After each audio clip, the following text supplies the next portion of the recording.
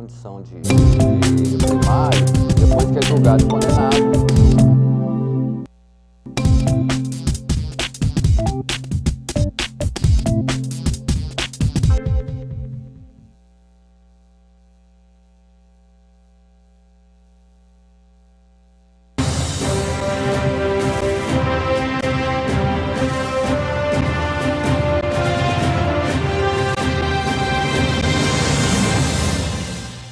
Olá, começando aqui pela TV Capital Canal 32, também pela NET Canal 23 e para vocês que nos acompanham por todo o Brasil, né? A TV Capital é a única emissora goiana com programação online pela internet 24 horas por dia.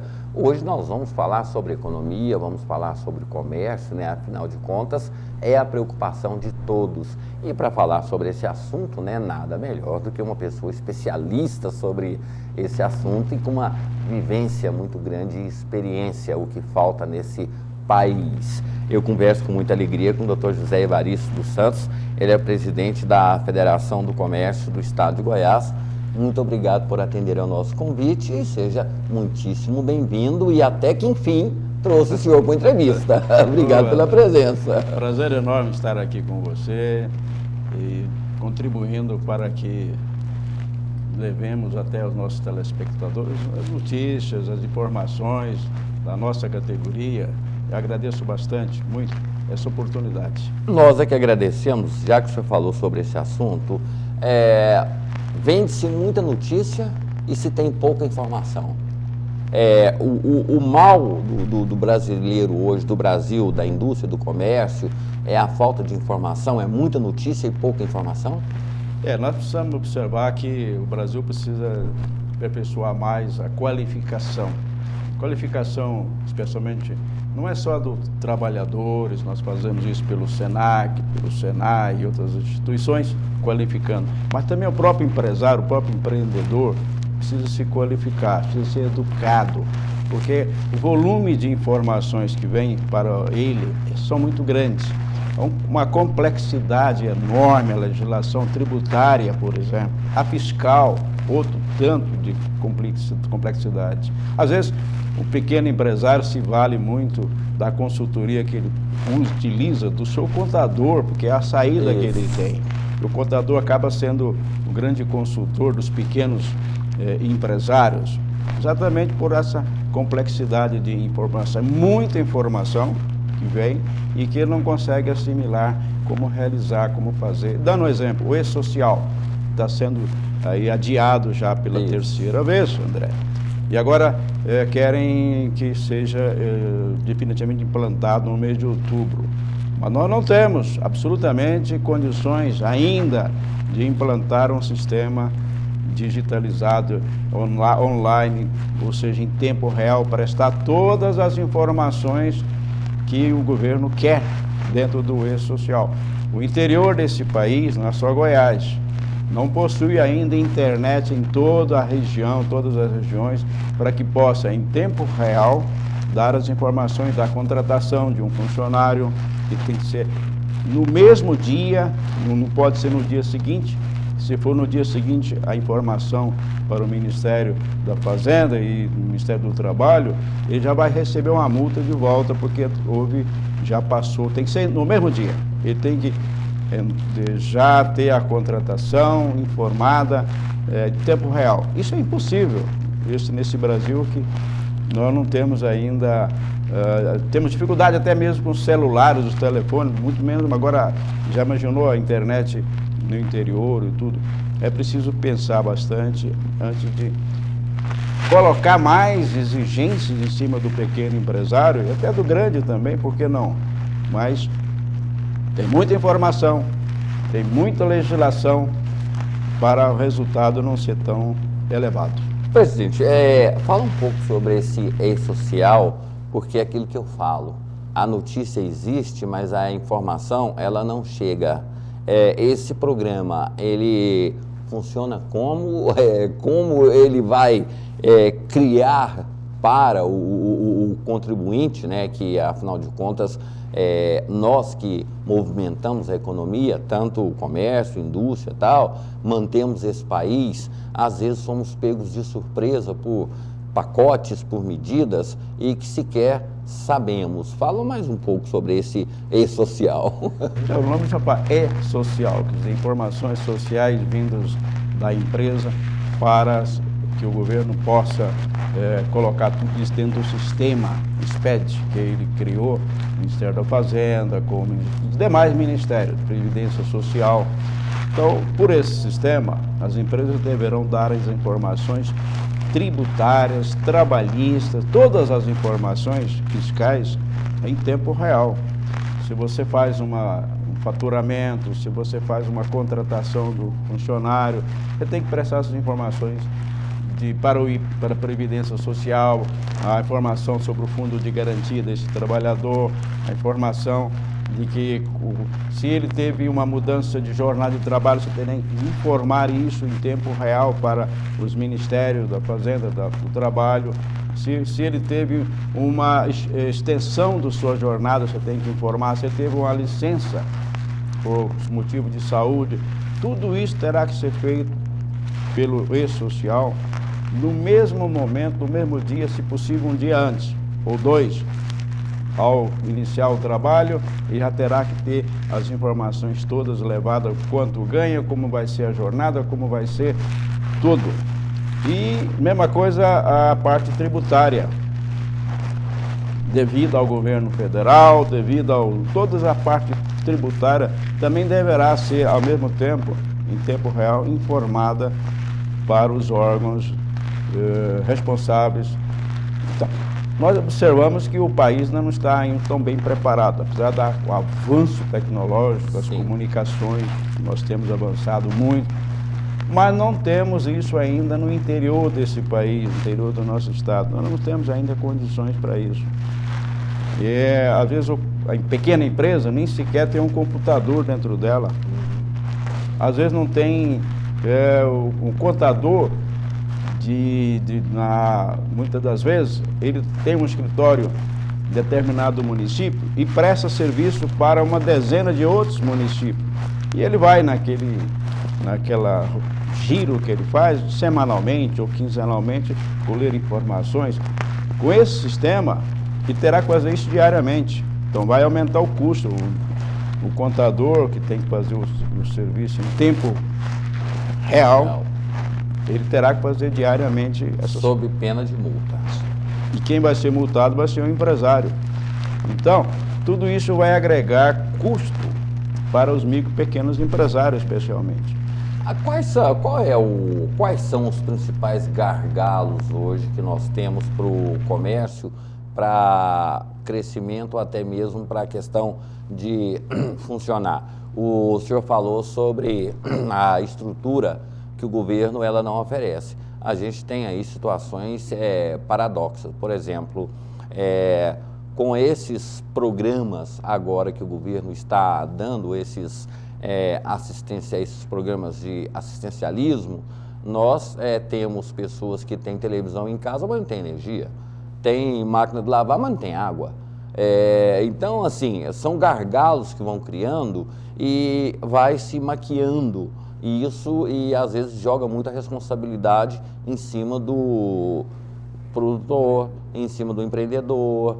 Quais são os principais gargalos hoje que o senhor enxerga no crescimento, para que nós possamos ter uma economia forte e um comércio valorizado?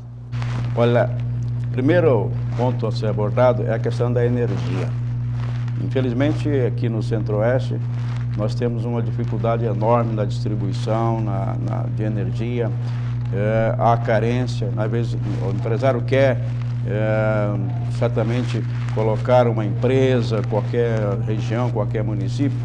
As dificuldades são enormes em conseguir que a energia chegue a ele. Já começa por aí. A energia, nós temos um problema com a Celg em Goiás, mas não é só o problema da Celg, a Eletrobras também está com uma dificuldade enorme de finanças e administrativa, muito politizada. Então nós temos dificuldades enormes da energia base para qualquer situação.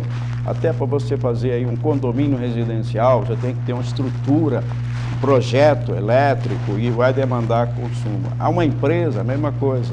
Então nós temos muitos projetos parados atualmente, poderiam estar aí funcionando, exatamente por não ter condições de atender, a empresa Celg não ter condições de atender a demanda dessa energia. Depois, nós estamos aí com a parte tributária. É uma legislação complexa, toda ela, no país todo, e lutamos para que a gente pudesse ter uma mudança do sistema tributário, que é pesado. A carga tributária para as empresas hoje do Brasil é uma das maiores do mundo. Nós não temos, ninguém tem dúvida disso, e complexa. E essa complexidade da carga tributária leva a um custo que é transferido ao consumidor. Não é diferente, o consumidor que paga. O comércio, ele repassa. Se vem da parte do setor secundário, a indústria, nós repassamos. Então, agora, por exemplo, vem um pedido de que as empresas do comércio devem informar a carga tributária que é paga pelo consumidor. É uma tremenda dificuldade, porque o governo está mascarando isso. O governo federal mascara, porque ele não quer que se informe a totalidade da tributação paga pelo consumidor, mas ele numerou 5, 6 tributos para que eles sejam informados ao consumidor. Na nota fiscal, a maioria das empresas hoje não tem condições de prestar essas informações ali no emissor de cupom fiscal. Estão tendo dificuldade. Por quê?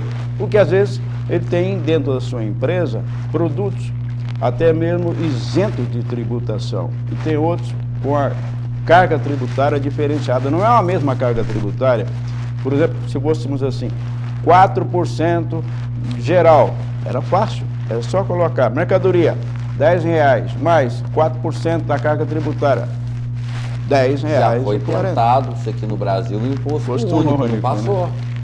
Nos Estados Unidos funciona assim, funciona. Né? O americano trabalha nessa linha. Você chega lá para comprar um produto, quanto é isso? $10. Você vai com $10, não, agora só tem que pagar o tributo. Isso. Que é o imposto, taxa que eles cobram lá. Já vem no cupom, destacado. O quanto que a pessoa está pagando ali de imposto, né? Mas aqui no Brasil, eu queria destacar na nota fiscal, no cupom fiscal, esses impostos que não foram relacionados todos, não é a carga tributária, é bom que o consumidor saiba disso. E está ali sendo informado de parte da carga tributária. E isto traz uma enorme dificuldade para o empresário. Bom, o governo diz, o senhor poderá colocar na sua loja cartazes informando quanto é a carga tributária. Se eu tenho um hipermercado, quantos produtos diferentes eu tenho e a carga tributária é diferente de um produto para outro. Acaba você optando, se optar por colocar o cartaz, você vai encher sua loja de cartazes. Um supermercado, por exemplo, que vende praticamente de tudo, desde confecção, calçado, hortifruti granjeiro, eletrônico e tudo, certamente ele teria uma enorme dificuldade no cupom fiscal, ali o item, diferenciando os itens com tributação, sem tributação, qual é a tributação, e então ele teria enorme dificuldade. Ele vai fazer a opção por colocar cartazes. E aí vai ser uma confusão de cartazes num grande hipermercado ou supermercado. Então, não vem uma legislação para facilitar a vida do empresário, até mesmo do consumidor. Ao contrário, para tornar mais complexa a vida. Nós lutamos por uma reforma fiscal, tributária, há anos, há mais de 20 e tantos anos, nós lutamos por reforma para simplificar o sistema. O ideal é a simplificação, é ter a facilidade. Alguns países usam isso, a simplificação. O imposto, naturalmente, sobre o consumo, então é uma taxa só, é uma única alíquota sobre o valor comprado. No Brasil não, nós temos aí, a tributação chega a quase 70 tributos diferenciados, taxas, contribuições, é muito difícil trabalhar. Esse que é o grande problema. No Brasil, nós devemos ter 5, 6 ou 7 impostos. O resto são contribuições.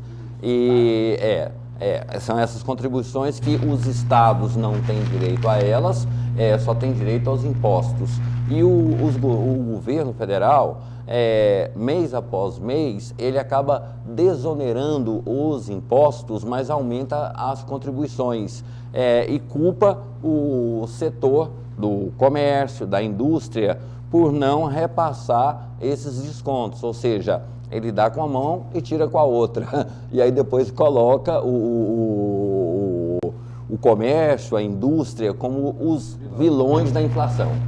Isso ocorre demais. Nós estamos vendo a pretensão do governo em aumentar ainda mais a arrecadação. Por quê? Porque o gasto governamental, a máquina administrativa brasileira é muito pesada para o contribuinte. Se analisarmos aí o quanto nós estamos contribuindo, por que estamos contribuindo com essa carga tributária? É porque o governo tem necessidade, pelo volume, e não de serviço a favor do consumidor, mas para manter a máquina. E a máquina é muito pesada. Se pensarmos aí, se nós temos no Brasil hoje 39 ministérios. 39 ministérios. Eles são desdobrados em departamentos, em agências, em infinidade de secretarias, e aí tem um volume muito grande de servidores. Isto exige que a arrecadação seja maior. Como é que faz isso? Aumentando a carga tributária. Dando um exemplo de aumento de carga tributária, às vezes nós não percebemos. Alguns anos atrás, o Fundo de Garantia do Trabalhador teve um rombo nas contas da Caixa, com o governo, um rombo que exigiu um acordo com a classe patronal, que pagássemos mais 10% na rescisão contratual, 10%, não mais os 40%, mas 40% e mais 10% que ia para fazer ajuste nesse rombo das contas que era gerenciada pela Caixa Econômica. Bom, 2 anos atrás agora, o rombo já foi coberto com os 10% a mais. Esse dinheiro não ia para o trabalhador, não.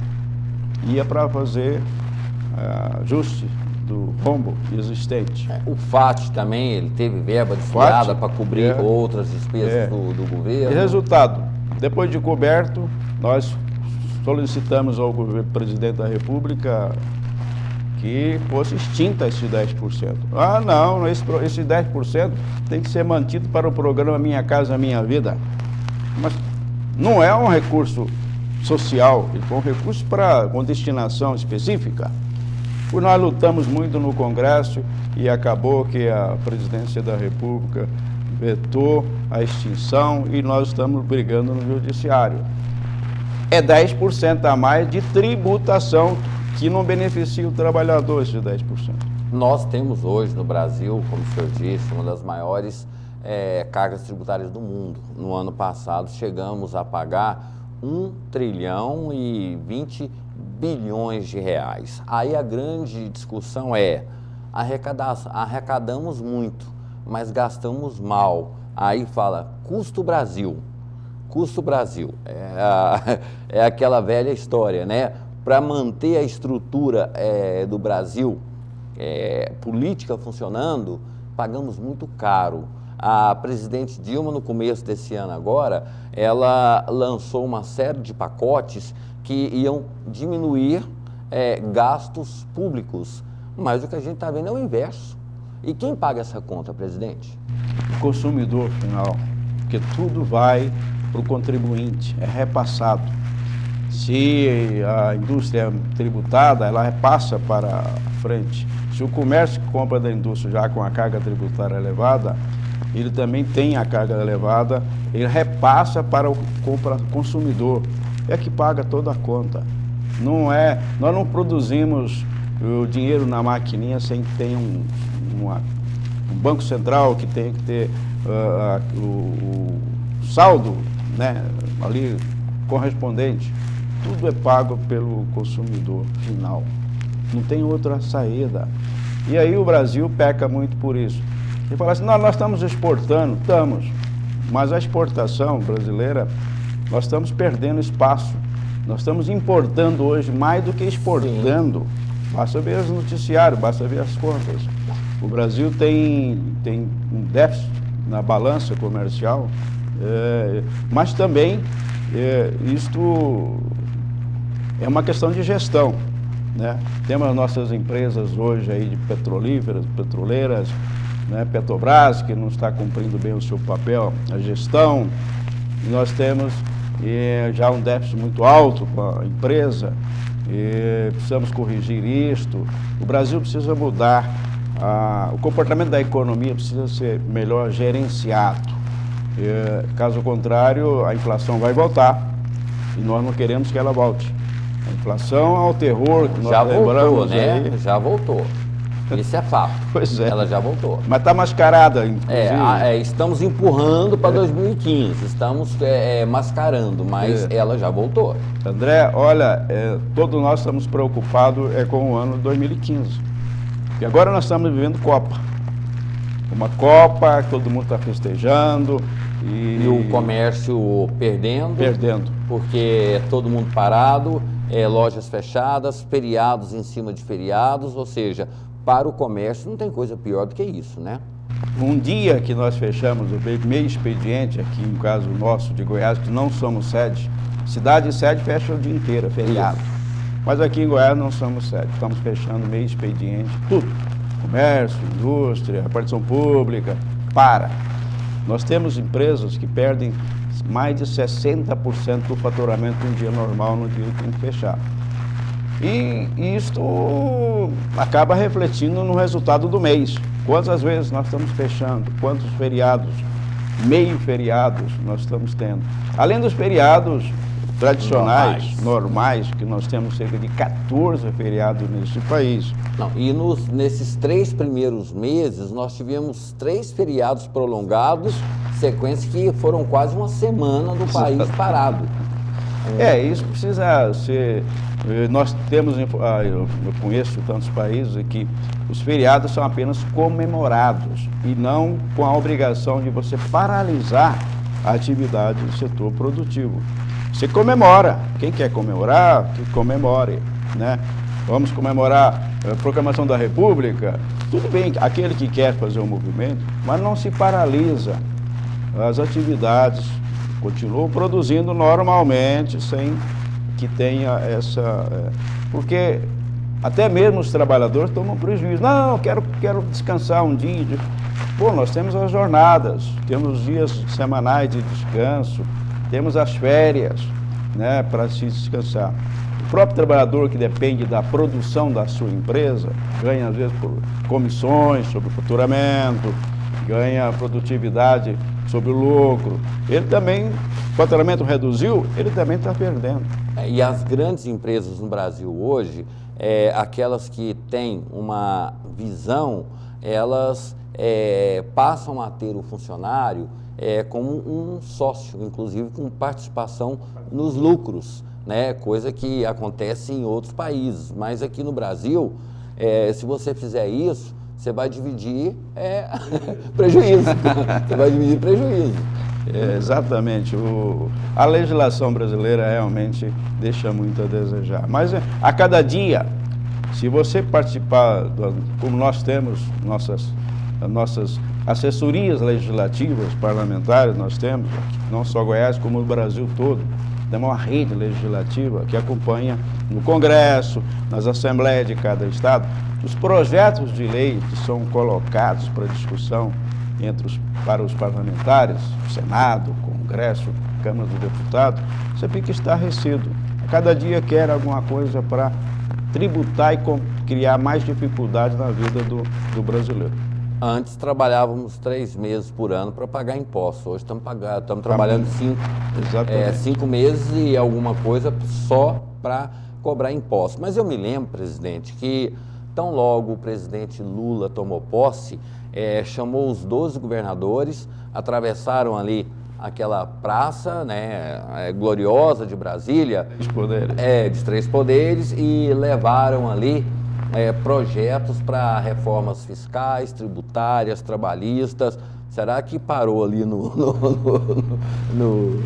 Sempre, e muito antes nós já estávamos reclamando. O Plano Real tinha uma previsão de uma reforma tributária, dentro do Plano Real, concebido ainda no governo anterior, tinha a previsão, mas isso não avançou.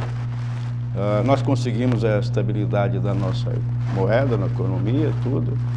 E hoje está em risco? Está em risco. Porque não houve essas reformas que estavam previstas no Plano Real. Nós não avançamos numa simplificação do sistema e não simplificando o sistema. Os valores agregados aos produtos são elevados, porque você tem a chamado custo Brasil, vai jogar para frente, jogar para cima do consumidor final, né? Então não tivemos uma reforma fiscal para simplificar a máquina, não tivemos uma reforma tributária, previdenciária. A Previdência está numa situação difícil, né? Os aposentados que saibam disso. E vai ficar pior porque... Então, durante esse período todo, não avançamos. O governo federal propôs fatiar alguma coisa da reforma proposta, porque não havia entendimento entre aquele que vai pagar e aquele que vai receber. Não havendo sintonia, não havendo acordo, o governo passou a fatiar esse sistema tributário, reforma. E esse fatiamento só traz mais complexidade para os setores produtivos e tudo. Não Aquela velha discussão, se cobra o imposto aonde se produz ou aonde se vende? É origem e destino, por exato, exemplo. até hoje essa polêmica ela continua e não se vê discussão sobre isso. Nós temos o chamado diferencial de ICMS em todo o país para ser resolvido, né? Se paga não reforma, se o pagamento vai ser na origem, se vai ser no destino, isso não há um acordo, está muito difícil. A parte dos incentivos fiscais que são promovidos por quase todos os estados, e alguns estados, desde a época do descobrimento do Brasil, praticam incentivos fiscais, como São Paulo e outros, mas não quer que os do centro do país, o Nordeste, o Centro-Oeste, venham praticar incentivos fiscais atualmente. Então, aí falam que isso é uma guerra fiscal. É preciso que a gente tenha um governo que possa ter credibilidade para fazer uma reforma tributária que venha a ser aceita por todos os estados, por todos os contribuintes, né? E o país possa desenvolver, possa crescer. Precisamos reduzir o quanto você, contribuinte, paga hoje, como você disse, 5 meses por ano, a sua renda vai para a contribuição da carga tributária. Mas se você fizer um cálculo bruto mesmo, nós estamos chegando a quase 39% de custo da carga tributária neste país. E aí dá-se a isso o grande número de empresas que estão baixando as portas, né? Porque elas não conseguem manter. Pior do que fechar as portas, porque fecha a porta aqui e abre em outro país. Nós temos muitos exemplos. A carga tributária brasileira chega ao ponto de as empresas fecharem no Brasil e abrirem portas no México, na China. Sim. Vou dar um exemplo para vocês. Todos nós conhecíamos aí, ainda conhecemos, a Brinquedos Estrela. É uma grande empresa, uma indústria brasileira. Ela não suportou concorrer com os outros países que têm a carga, metade da carga tributária que tem o Brasil. Por exemplo, a China. A carga tributária da China é 18%, a nossa aqui chega a 39%, como eu disse. Ela não suportou concorrer com países que têm carga tributária, que vendiam para o Brasil. Ela pegou o que fez, foi abrir lá na China, fechando no Brasil. Aqui só tem uma distribuição. Sim. Produção mesmo está toda fora do país. Abriu na China, abriu em outros espaços. Basicamente, aqui no Brasil, é uma indústria de embalagem, né? Porque a produção mesmo ela é feita em outros países. Montadoras de veículos, montadoras no Brasil. Sim. Nós não temos fábricas de automóveis. Não. Nós temos, para montar, a complexidade dos produtos para montar um automóvel vem todos de fora. Vem da China, vem da Itália, vem da França, né? Dos países que têm fábricas mesmo de motores, fábrica de todas as peças. 60% o governo quer dar incentivo para as montadoras e diz, olha, mas a montagem tem que ter uma participação de produtos nacional brasileiro na montagem. Mas é alta ainda a importação dos produtos. E agrega-se a isso a mão de obra, que nós não temos no Brasil, né? O país não investe na qualificação de mão de obra.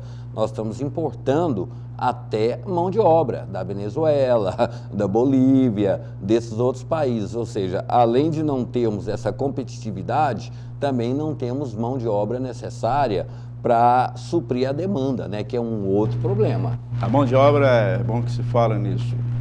Felizmente no Brasil nós temos um sistema S. Senac, Senai, que o governo queria extinção porque o governo não quer concorrência. Exatamente. Nós conseguimos manter, estamos mantendo esse sistema S, que qualifica na parte técnica, qualifica na parte superior, com faculdades e tudo mais. Felizmente, é um serviço que vem agradando, tendo uma credibilidade do próprio governo federal. Inclusive, confiando tanto no nosso sistema que hoje temos um projeto chamado Pronatec, Programa de Tecnologia, para poder...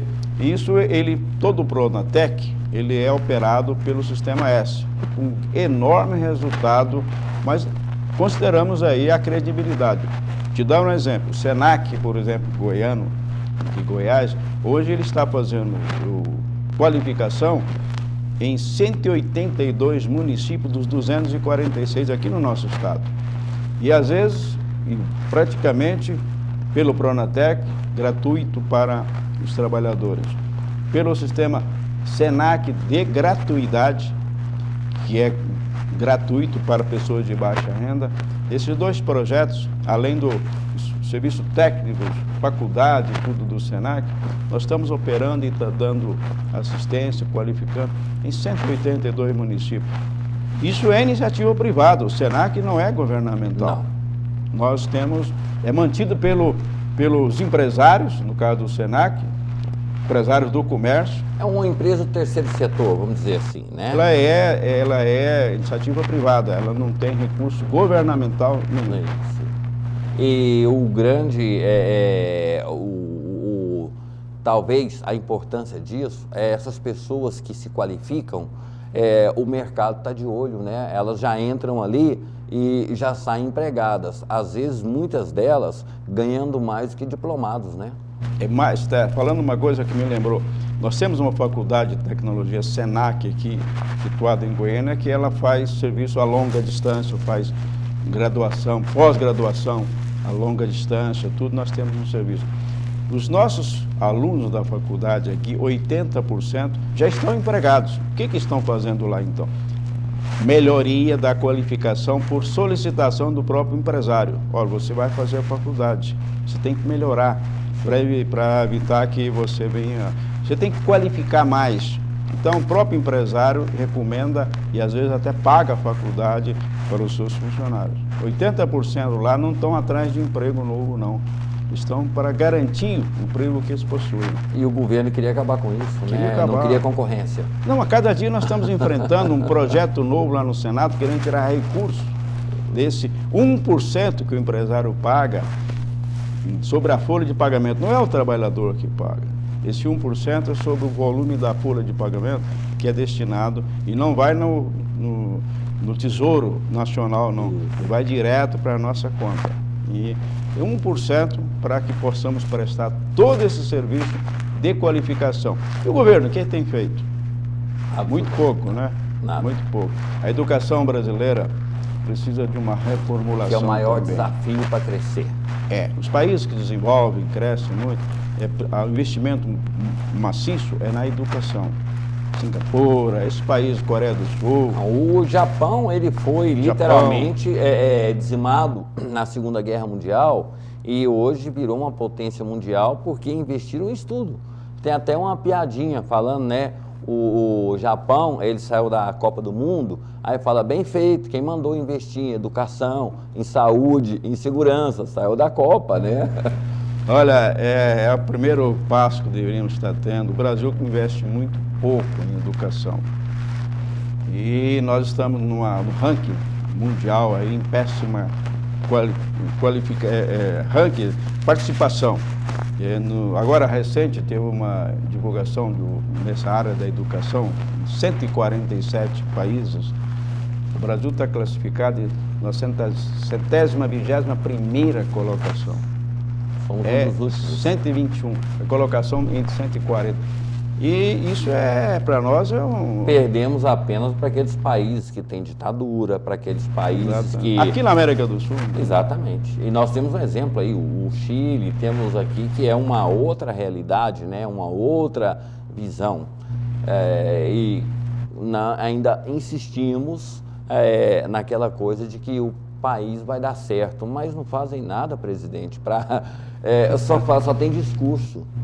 Precisamos tirar mais o discurso e ir para a prática e a gestão da economia brasileira. Precisamos repensar a maneira como estamos gerenciando a economia brasileira. Nós precisamos.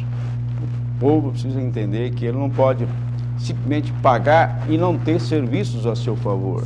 Se você pensa que você está pagando aí, o André mesmo disse aqui, 5 meses sua renda está indo para tributação e tudo, imagina se você tivesse como retorno a você serviços de saúde, serviço da segurança, serviço de educação, como tem países de primeiro mundo. É o Estado mínimo, né? Vamos chamar aí, que Exato. É a obrigação do país de manter o Estado mínimo, que é saúde, educação e segurança, nem isso faz. Isso é o básico em qualquer país. Então, certamente você não estaria aborrecido em estar pagando essa carga tributária elevada, porque você tem retorno. Hoje não, você quer saúde, tem que ter um plano de saúde, e não é barato. Então, você quer ter segurança? Contrate a segurança. Tem que ser privada. Privada, segurança privada. E assim vai. Educação, você tem que pagar uma escola privada, particular, que virou um comércio também, né? Não ensina, virou um bom negócio. Porque as escolas particulares não têm recursos de governo. Então, ela tem que, para sustentar, para poder oferecer qualificação, estudo, a cobra. O Senac mesmo tem alunos, nós temos uma boa parte que nos paga, além desse 1% pago pelo empresário, nós também temos alunos que podem pagar, estão pagando, mas é muito abaixo daquilo das escolas com as quais a gente tem o mesmo nível de concorrência e tudo mais, né? Exatamente. Não sobrevive sem o governo não está sobrevivendo sem tributar, sem cobrar. Eu sempre falo, se eu estiver errado, me corrija. A única política de Estado que nós temos no Brasil é assistencialista, aquela que mantém o cidadão cada dia mais fora do mercado de trabalho, em casa, não contribuindo para a Previdência, mas gastando, e a fiscal. São as únicas políticas de Estado que nós temos. A assistencialista e a fiscal, porque foi herdada de Fernando Henrique, né, e de outros governos, e só foi incrementada. As outras políticas, saúde, educação e segurança, são políticas governamentais e não de Estado, né? Isso acontece muito no Brasil. Nós precisamos parar com o assistencialismo. Bolsa isso, bolsa aquilo, e alguém tem que pagar. O governo não faz milagre, senão ele tem que jogar a conta para o contribuinte. Por isso que nós pagamos essa carga tributária fantástica aí. E diminuir também a estrutura da máquina brasileira. E aí envolve município, envolve Estado, envolve a União. Mas a maior preocupação é com a União. Nós temos um Congresso e que estavam querendo agora aumentar ainda a quantidade de parlamentares no Senado e tudo. O Supremo ontem deu um toque e falou, não, isso não é competência do TSE. E aí vocês imaginam, aumentar a quantidade de parlamentares vai aumentar também o custo. Cada parlamentar tem assessores, a máquina... Custa em média 160 mil para o cidadão mês. Então é preciso pensar nisso, não. Vamos diminuir o volume... política, quantidade de partidos que o Brasil tem. Será fantástico. Que nós temos 38 ideologias diferentes nesse país, presidente? Eu acredito que não, né? Será que talvez nós temos... hoje... Pois não, fique à vontade. Polarizada a política, é mais ou menos isso. Então... Dá para pensar que aqui o Brasil pode ter um regime comunista? Acredito que jamais. Não tem. Mas hoje, nós temos 2 partidos comunistas. Sim, mas não de ideologias comunistas. Exato. Né? Isso vai ficar sobrevivendo. Mas nem mesmo nos países ditos comunistas hoje, o comunismo não sobreviveu. A China, por exemplo, tem mercado livre hoje. O trabalhador pode trabalhar onde ele quiser, você pode abrir firma na China, tudo. Até onde tem a raiz a Cuba, aqui perto, aqui, já também está abrindo o seu mercado. Né? A Rússia já abriu o mercado. Isso é apenas uma coisa fantasia de alguns nesse país de querer reacender essa chama de comunismo. Isso não é uma possibilidade. Precisamos aprimorar a democracia, a liberdade de expressão, liberdade do empreendimento, liberdade de um modo bem amplo, e a democracia. Se tem outro regime melhor, eu não posso dizer, não conheço. Eu sempre falo, por pior que seja, ainda é democracia. Por pior que seja, ainda é democracia. Eu tenho que fazer um intervalo comercial e na volta nós vamos falar sobre política. Afinal de contas, em outubro agora, né, vamos escolher os nossos novos, né, representantes que poderão melhorar a situação do Brasil, né? Um instante só, a gente está de volta.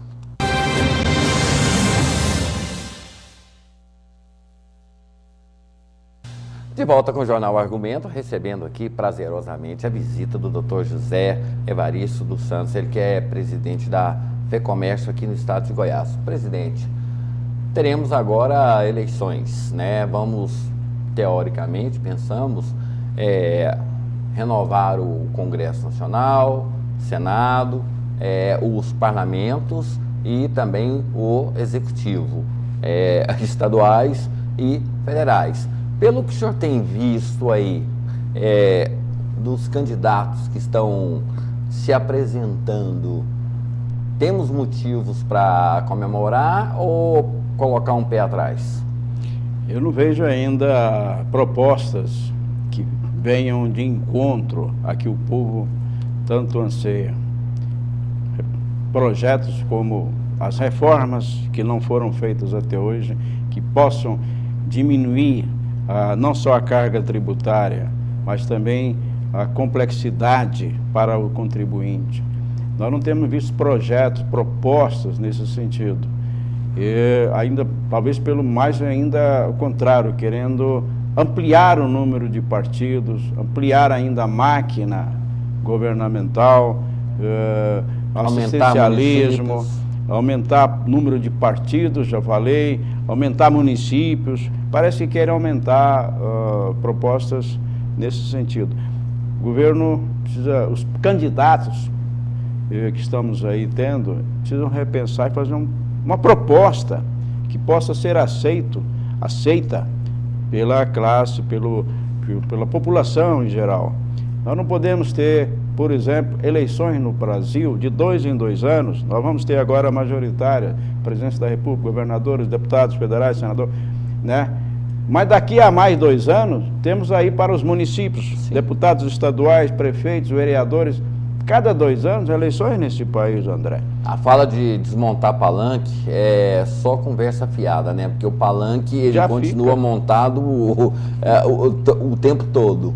Isso nós não estamos vendo aí nas propostas, essa situação de diminuir essa complexidade, até mesmo da legislação eleitoral. Eleições de 2 em 2 anos cansa qualquer cristão, né? E o custo da eleição. Hoje no Brasil tem eleição, votação eletrônica. Por que não unir toda a eleição brasileira? É muito fácil. Você não precisa fazer de 2 em 2 anos. Mal a pessoa sai de uma competição eleitoral, ela está pensando na outra. Não, nós já estamos agora numa disputa presidencial, já discutindo a campanha para prefeito, inclusive Eduardo Campos. As negociações já estão nessa linha. Ou seja, os conchavos já estão sendo feitos agora para a próxima eleição. Dá tempo para trabalhar, presidente, desse jeito? Não, eu acho que cansa qualquer cidadão essa situação, né? Porque já tem o vereador que está pensando na Câmara Legislativa, já tem o deputado estadual pensando na Câmara Federal, elegendo-se agora já pensando na próxima etapa. Isso, e o custo? Nossos partidos no Brasil têm financiamento do governo federal. Nós temos hoje, são 38 partidos. Todos eles recebem fundo partidário. E outras coisas também, além de vender o horário na televisão, né? E querem aumentar o número de partidos. Nós precisamos enxugar. Países primeiro mais desenvolvidos tem 1, 2 partidos somente. Vamos olhar, o americano, por exemplo, o democrata e o né, são 2 partidos. Republicano, nos Estados Unidos são republicanos e democratas. Estou dando um exemplo aí, mas os demais países aí, por que ter 39 partidos? E aí tem partido que tem o líder dele sozinho, ele está sozinho no único parlamentar e a liderança de partido, então ele é líder dele mesmo. Essas coisas precisam ser alertadas, a população precisa entender que a reforma política teria que ser a primeira, inclusive, como proposta desses candidatos à estrutura majoritária, é de que tivéssemos uma reforma política, e em seguida, reforma tributária. Isso devia estar no conteúdo das propostas dos candidatos, seja senador, seja presidência da República. Eles deviam estar pensando em aliviar para o contribuinte esse peso que ele tem sobre os ombros. Eu não vejo, até agora, André, não vi proposta nesse sentido. Nós recebemos muitos, até foi antes pré-candidato, agora transformando-se em candidato, buscando ouvir, querendo ouvir tal, o que nós pensamos. A linha nossa é essa, propostas que venham ao anseio da população. Nesse sentido, uma reforma política, como eu disse, simplificar o sistema eleitoral, diminuindo esse negócio de eleição de 2 a 2 anos, precisa mudar. Precisa tirar esse fundo partidário ou então diminuir a quantidade de partidos que nós temos. Nós precisamos ter uma máquina administrativa brasileira enxuta e com uma gestão mais profissionalizada, gestão que possa ter resultados transparentes, inclusive, para a população. Nós temos aí, inclusive, essa lei, a famosa lei da transparência. Pouco se sabe do que ela está levando à população sobre essas licitações, gastos, assim, orçamento. As pessoas estão mais curiosas em saber quanto que a pessoa ganha do que quanto o dinheiro do cidadão está sendo investido. Estão muito mais preocupados em saber quanto ganha o servidor daquele órgão, daquela, né, do que o compromisso com o orçamento daquele órgão. E se foi cumprido, se não foi. Estão mais preocupados em saber quanto o cidadão está ganhando. Eu me lembro, presidente, que eu entrevistei aqui um economista da USP e ele conseguiu me provar que o trabalhador que ganha um salário mínimo, ele custa R$ 4.100 para a empresa. Porque ele foi me dizendo, férias, 1/3 de férias, 13º, uma pessoa que tem que estar ali acompanhando o trabalho do outro, um advogado trabalhista, assim, aí ele foi colocando, agregando a isso, chegou-se a um salário mínimo para a empresa de R$ 4.100. Então, ou seja, algo incabível, né? Quando se fala sobre o salário mínimo, ele é pouco para quem trabalha, mas para quem paga é caro, né? É caro. Por isso que a gente defende, às vezes, não a ampliação. Eu tenho que falar de benefícios, porque os benefícios vêm agregados a pagamentos. Quando você dá 1/3 a mais nas férias, isso custa. Quando você paga o fundo de garantia mensalmente, fica um dinheiro com o governo federal, no FAT, e o governo federal utilizando desse fundo para financiamentos diversos, esse dinheiro do trabalhador, mas ele é pago mensalmente pelo empregador. Segundo um grande tributarista aí, que é o Zé Pastore, todo mundo conhece. Sim. Ele, segundo ele, o salário, ele é 112%. Não, quando você contrata um trabalhador por R$1.000 por mês, na verdade você está pagando 2.120 por mês. Mais do dobro, um pouquinho. É um salário para o trabalhador e para o governo. Outro para o governo. E a gente, agora a gente está vendo, por exemplo, o senhor quando o senhor fala da forma equivocada do governo de elaborar e lançar projetos, a gente está vivendo essa situação das empregadas domésticas, né? Porque hoje o lar é inviolável, como é que se fiscaliza isso? Ou seja, criou-se um imbróglio danado, ou seja, esses congressistas, eles chamam o senhor, chamam outras pessoas que representam realmente a cadeia produtiva para discutir essas leis ou até mesmo essas insanidades? Nós somos surpreendidos que determinados projetos de lei, e eu vou dar um exemplo para você num recente, eles são negociados politicamente e aprovados assim em tempo urgentíssimo, de uma noite para o outro dia já está aprovado. Agora mesmo o governo negociou a aprovação da insalubridade para motoboys, mototaxistas e pessoas que trabalham, dizendo, isso foi aprovado sem consulta. Sim. Isso aí prejudica o próprio motociclista, digamos assim, porque a lei agrega a CLT dizendo que isso é uma atividade com periculosidade, risco. E aí tem outros agregados, outras preocupações. Só vale para quem está com a carteira assinada. O mototaxista, ele é autônomo, então não vai ter benefício nenhum. Não. O trabalhador que presta serviço para alguma empresa de entregas e tudo urgente, a empresa não vai ter como pagar mais 30% de periculosidade sem repassar isso para o contratante. Certamente vai ter desemprego em massa. Os motoboys, esses trabalham com motos, vão ter certamente que formar em cooperativa para serem prestadoras de serviço, caso contrário não vão ter emprego mais. Nós já estamos observando demissões e mais demissões e a preocupação dos próprios motociclistas, motoboys e tudo.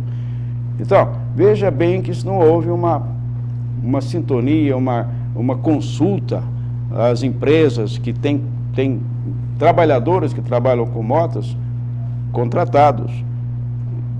Vai certamente diminuir o emprego desse pessoal. Mas não falta por parte do cidadão, desculpe a redundância, cidadania, porque o cidadão, eu falo agora, estamos vivendo a Copa do Mundo. No ano passado, fomos às ruas protestar.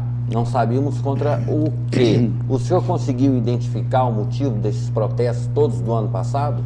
A insatisfação era exatamente com gestão. Gestão, reclamações sobre saúde, segurança, tudo. Essa era a insatisfação. É uma demanda reprimida. Demanda reprimida.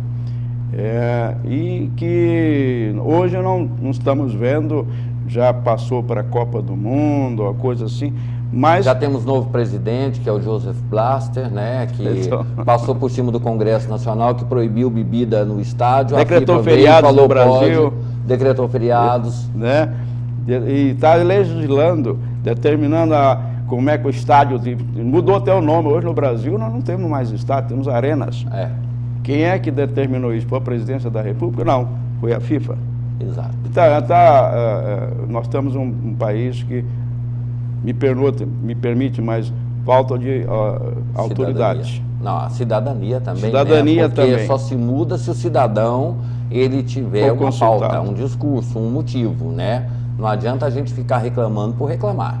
Reclamar por reclamar não adianta, tem que ter ação.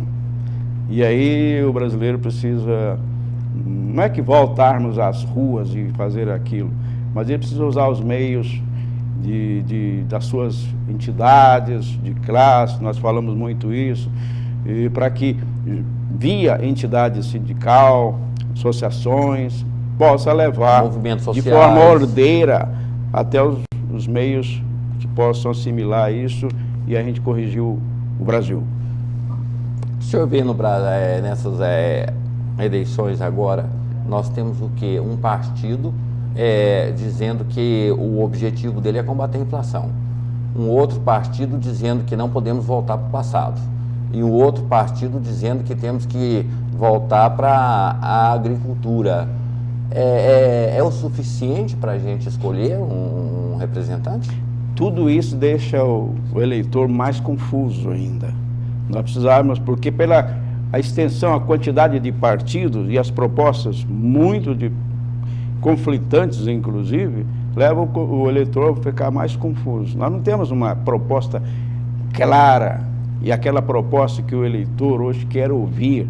Hoje nós não vamos mais ter o eleitor os coronéis que mandavam, você vai lá na urna e deposita o voto a favor do meu candidato. Hoje o eleitor está mais consciente.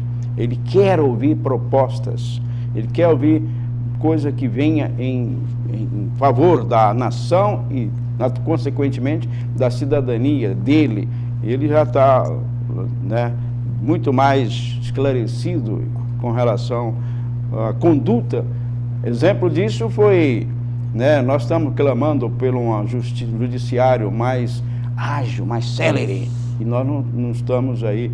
Nós estamos clamando por reformas como a reforma penal, sistema penal brasileiro, maioridade penal. Nós temos muitas propostas que deveriam estar na pauta de candidatos. Reforma política, reforma tributária, reforma do sistema previdenciário. Isso nós não estamos assistindo. Por quê? Porque vai dar, talvez venha ser muito complexa para o candidato amanhã realizar.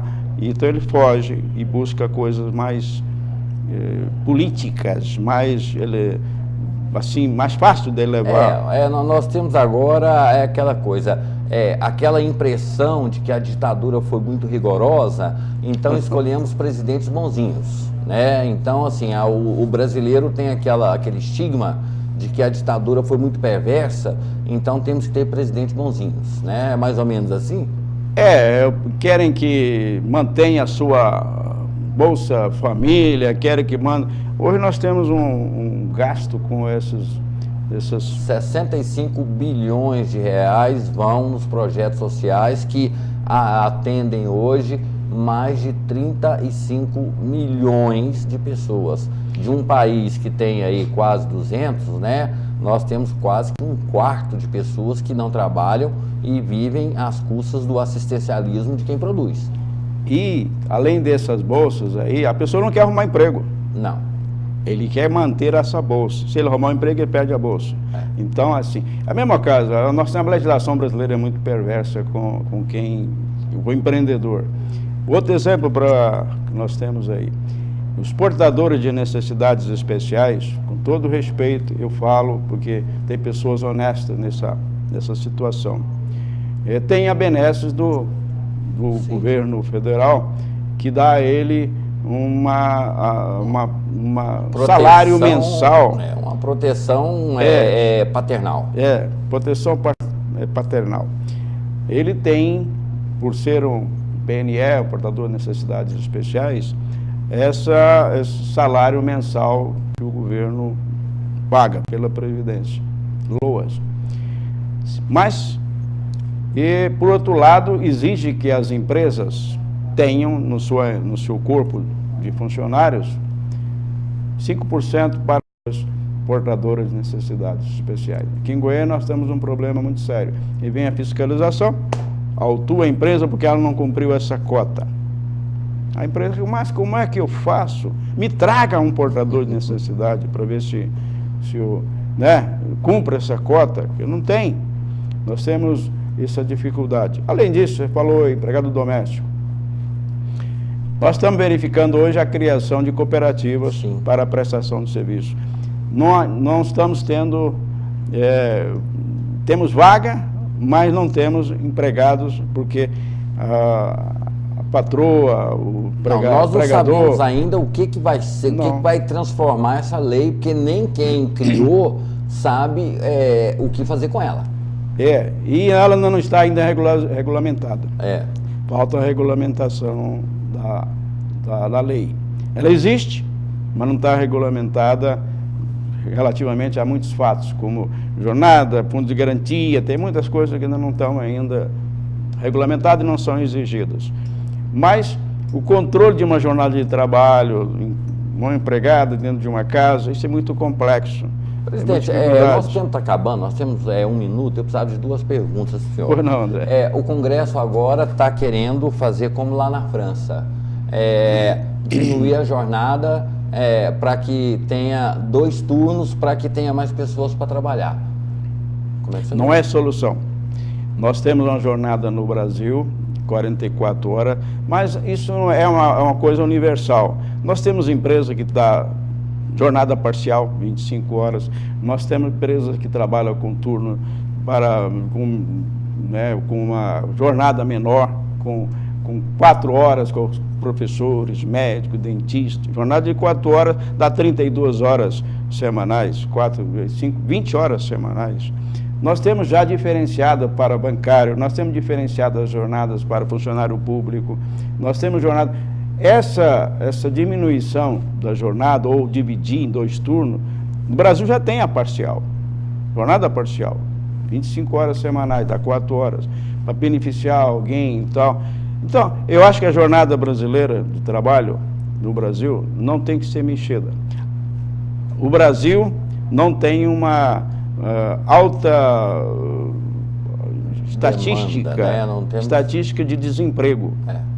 O Brasil hoje tem uma das menores taxas de desemprego do mundo. Ninguém quer trabalhar. 5,3 por aí, mas parece que está, entre aspas... Né? Presidente, 30 segundos. Num país onde a educação não é prioridade e o ensino não é atrativo, o ensino ele não leva segurança, não leva absolutamente nada. Vale Cultura. As empresas são obrigadas a dar para o funcionário Vale Cultura, para ir ao teatro, para ir a espetáculos, a essas coisas. O que o senhor pensa disso, presidente? Eu acho um absurdo também nesse item aí, pode alguém dizer que não, mas nós temos hoje a cultura via internet, disponibilizada na internet. Você abre e consulta livros, lê livros pela internet. Por que darmos um vale, uma importância? E nós temos os grandes shows, tudo gratuitos. Dou o exemplo do Sesc, aqui no centro de Goiânia. Tem teatro todos os dias, tem biblioteca de graça para os comerciários, para a nossa categoria. Por que eu teria que dar mais um vale para ele? Eu acho que é um piso em falso, mais uma dessas de parlamentares. Populismo, né? O populismo. É o populismo, né? De parlamentares, e o governo federal embarcou nessa também. Põe circo. Doutor José Evaristo, um prazer muito grande. Nos encontramos em alguns eventos e eu sempre tinha essa vontade de conversar com o senhor, porque nós precisamos de ter no país pessoas que plante na cabeça do cidadão que ele é responsável por tudo. Se vivemos essa situação, é porque aceitamos. Se nós não irmos para a destruição, para o confronto, esse negócio, mas se nos manifestarmos contra, a gente acaba com isso. Então, essa entrevista do senhor é esclarecedora e formadora de opinião para aquelas pessoas que querem um Brasil melhor, porque o Brasil só vai ser melhor se nós fizermos um Brasil melhor, porque o poder, ele quer o poder pelo poder. Tem até aquela frase, político ele não gosta de poder, ele quer o poder, né? Eu agradeço demais pela entrevista do senhor, que é uma aula para a gente, e fica o convite para que venha outras vezes. Muito obrigado, André, eu agradeço muito o convite e digo o seguinte: se queres mudar o mundo, muda primeiramente a ti. Nós precisamos mudar o nosso comportamento para que possamos assim mudarmos o país. E olha, a educação, primeiro passo. Muito obrigado pelo convite. Voltarei aqui tantas vezes quanto for convidado. Nós é que agradecemos o convite, faremos. Estamos indo embora, a todos vocês, nosso muito obrigado. Fiquem todos com Deus e até amanhã.